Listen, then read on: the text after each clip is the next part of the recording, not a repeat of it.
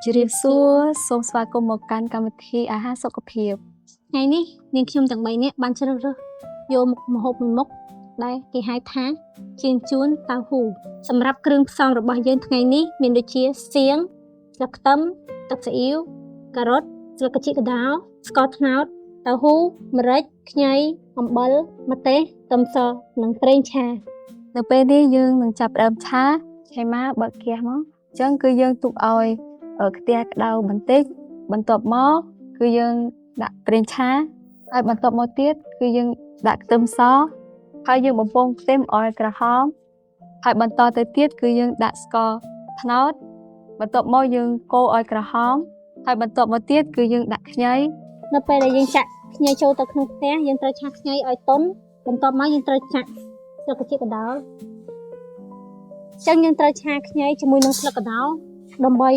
ឲ្យវាទន់មើលទៅល្មមគួរសមហើយយើងត្រូវចាក់ការ៉ុតចូលទៅក្នុងខ្ទះយើងត្រូវឆាការ៉ុតឲ្យរីងទន់បន្តិចដល់ពេលនេះការ៉ុតរបស់យើងចាប់ផ្ដើមស្លោកហើយចឹងយើងត្រូវចាក់តៅហ៊ូចូលជំរើសល្អនោះយើងយកតៅហ៊ូជំនួសឲ្យសាច់នោះគឺតៅហ៊ូអាចជួយធ្វើឲ្យយើងមានសុខភាពល្អជាជាងសាច់បន្ទាប់មកនេះយើងត្រូវការដាក់សៀងចូលទៅដល់ពេលដែលយើងចាក់សៀងចូលទៅខាងក្នុងខ្ទះរបស់យើងហើយយើងត្រូវឆាវារយៈពេល4នាទីទៅ5នាទីបានយើងចាប់ផ្ដើមដាក់គ្រឿងដល់ពេលដែលយើងឃើញថាតៅហ៊ូរបស់យើងចាប់ផ្ដើមចូលជាតិហើយយើងត្រូវការចាក់ទឹកស៊ីអ៊ីវចូលបន្តមកទៀតយើងចាក់ម្រេចនៅពេលដែលយើងចាក់គ្រឿងចូលទៅក្នុងខ្ទះយើងត្រូវឆាវាឲ្យសព្វបន្តមកទៀតយើងត្រូវការដាក់អំបិលបន្តិចពីព្រោះមុននឹងយើងបានដាក់ទឹកស៊ីអ៊ីវរួចហើយនៅពេលដែលយើងឆាយើងត្រូវមើលភ្លើង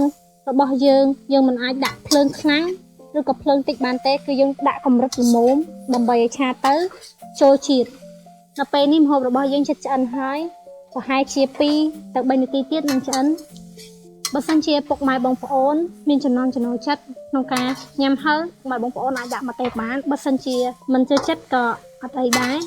ដល់ពេលនេះម្ហូបរបស់យើងបានឆ្អិនហើយយើងត្រូវការបិទភ្លើងហើយយើងត្រូវការដាក់ស្លឹកខ្ទឹមខាងលើដល់ពេលដែលយើងចាក់រួចយើងត្រូវការត្រឡប់វាដើម្បីឲ្យស្លឹកខ្ទឹមស្លោកដល់ពេលនេះចិញ្ចួនរបស់យើងបានឆ្អិនរួចរាល់អស់ហើយយើងត្រូវការដុសចិញ្ចួនយកមកដាក់នៅលើចានដែលមានសាឡាត់និងត្រសក់នាងខ្ញុំនឹងសង្ឃឹមថាពុកម៉ែបងប្អូនអាចយកទៅឆានៅផ្ទះខ្ញុំពិតជាអរគុណសម្រាប់ការទស្សនាវីដេអូនេះ